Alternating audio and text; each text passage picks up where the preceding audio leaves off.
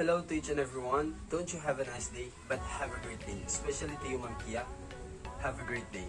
So, our subject is all about the environmental science and we focus on the development and evolution of ecosystem. So, we are the reporter of this lesson. I am Alshin Tidugasan with Naimalin Jumala. So, before we start, let me tell you a short story about this evolution. Okay? When the world was began around 4.6 billion years ago, there was no life on it since the surrounding is inhospitality to all living organisms. Did you remember the Big Bang Theory? This where the start of the world or planet was formed, was evolved, rather. So the Earth was formed from the solidified cloud of dust and gases left over from the creation of the Sun, around 500 million years. So the interior of the Earth stayed solid and relatively cool at around 2000 Fahrenheit. I guess the main ingredient are iron and silicate. The abundant amount of the ingredients of the Earth and other materials and some other element in which are radioactive. As millions of years passed, energy released by a decay mostly of uranium, thorium, and potassium gradually heated Earth, melting some of its constituent. The iron melted before the silicate and being heavier sunk toward the center. This forced up the silicate. After many years, the iron reached the center and began to accumulate, exploding volcanoes and flowing lava covering everything. Finally, the iron is in the center, accumulated as the core. As you can see in the image, this center is the core. There is a different layer of the Earth, but this is the core, and other the crust, the mantle, and so on. And around it, a thin, fairly stable crust of solid rock formed as Earth cooled. Depression in the crust were natural basin in the water rising from the interior of the planet from volcanoes and fissures collected to form the ocean. Slowly Earth acquired its present appearance. So now, as you can see from the past billion years ago, the world is look like this, and now as you can see there's a plant, living organism, and so on. So it's not hard for us to live on the Earth and other living organism. Let me show you the illustration of Earth evolution.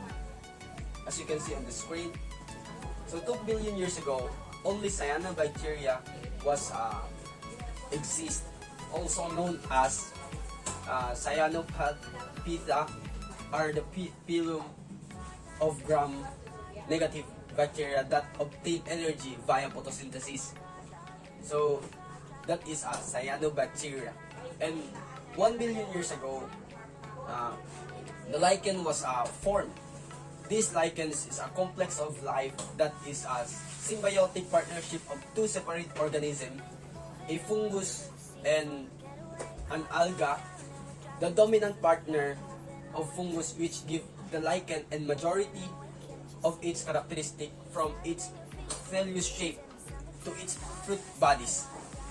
That is 1 billion years ago that lichen was formed. And 500 years later, the fern was formed or exist. Maybe this where the dinosaur exist around 500 billion years ago. So ferns is a flowerless plant which has a feathery and leafy fronds and reproduced by the spore released from underside of the front. Ferns have a vascular system for the transport of water and nutrients. So now we are living on the presence, as you can see in the forest. Now, this is what we call a vegetation. So maybe defined as the patchwork of plant species array across the landscape includes a variety of life forms such as tree, shrub, grass, forbs, and non-vascular plants life called mosses. Thus, vegetation consists of physical life forms and the species of plants that makes up these life forms. So now, as you can see how beautiful Earth that exists nowadays. Let's protect our planet. Let's protect our Mother Earth to live life better than the past billion years ago. Okay, let's go to the topic. 1 billion years later, there was prokaryotic life forms, which is considered to be ancestor of all living organisms like bacteria. As you can see, this is how prokaryotic starts life or living organism, what we call bacteria. So, as we mentioned earlier, cyanobacteria, right? So, eventually, various type of prokaryotes and then eukaryotes evolved. Some of prokaryotes were oxygen-producing photosynthesis, like cyanobacteria, as we mentioned earlier. So, Earth oldest life forms prokaryotic between 3.5 and 3.8 billion years old. So, how old this how old this bacteria that forms? So, we cannot compare this to human because human can get old with this, but living organism is quite unbelievable, right? So, most abundant life forms up to 2.5 billion individual bacteria in gram of fertile soil, and very adaptable, found in all of Earth ecosystem. So now, let's proceed to common characteristic of living organism. This may describe that all life cellular in nature are made up of 50 to 90% of water, source of proton, HO, hydrogen, oxygen, and it is good solvent of biomolecules. Major elements are C, N, O, HP. So these are the carbon, nitrogen, oxygen, hydrogen, and potassium. Let's proceed. Okay. Let me ask you something. What did you experiment? Okay. The Miller-Urey experiment provided the first evidence that organic molecules need for life could be formed from inorganic component. Some scientists support the RNA world hypothesis, which suggests that the first life was self-replicating RNA. Using variation of their technique, most major building blocks of life have been produced. In 1953, Stanley Miller and Harold Urey did the experiment to test Oparin and Haldane ideas. They found that organic molecules could be spontaneously produced under reducing conditions through that resemble those of early Earth. So that's how Urey experiments did. Okay, the first organism presumable consumed these molecules.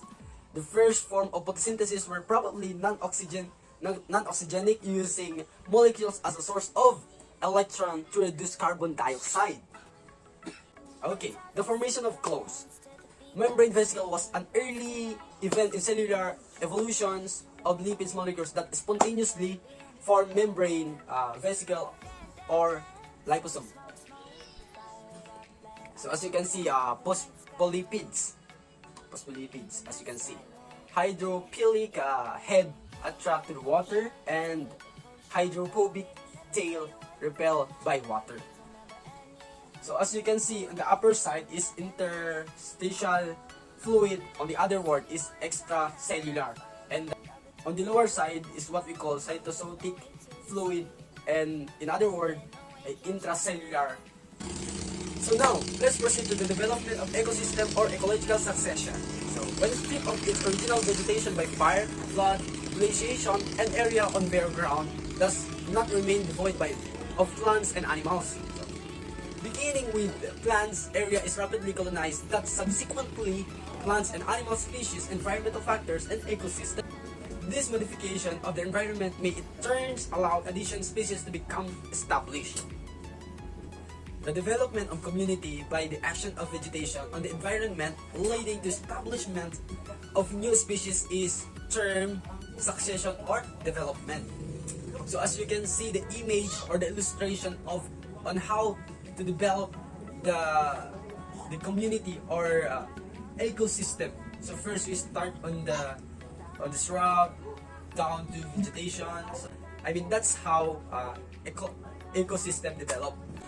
Let's proceed to the causes of succession. There are three types of causes in succession. The first causes is initial. Initial, these are the climatic as biotic in nature. All these causes produce the bare areas or destroy the existing population in an area. So excesses or continuing.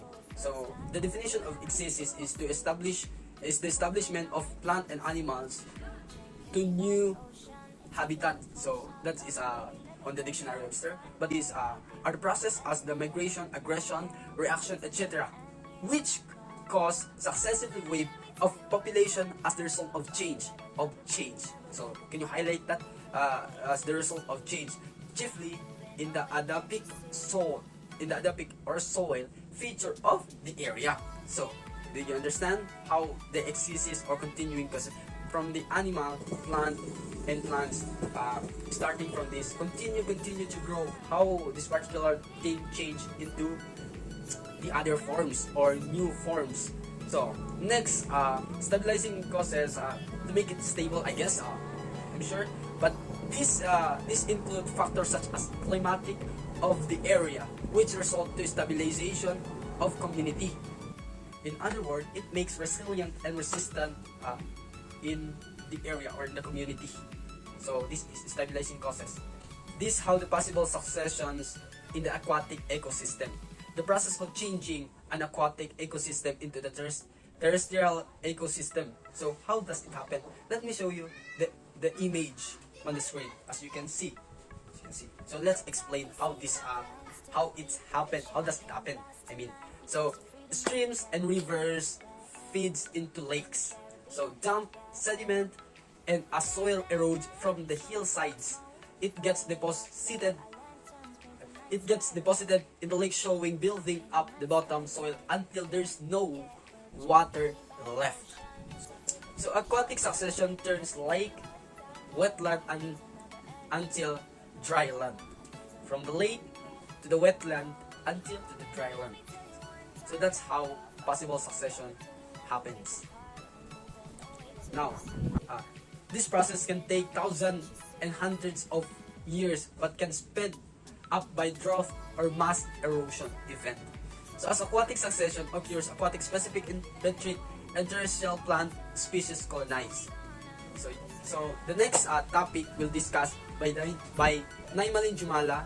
So let's listen to her on how she'll discuss this, how to discuss our report about the development and evolution of ecosystem. But I mean, Naimalin will continue our report. So Naimalin, come in, and I mean, this stage is yours. Let's welcome Naimalin Jumala, and thank you.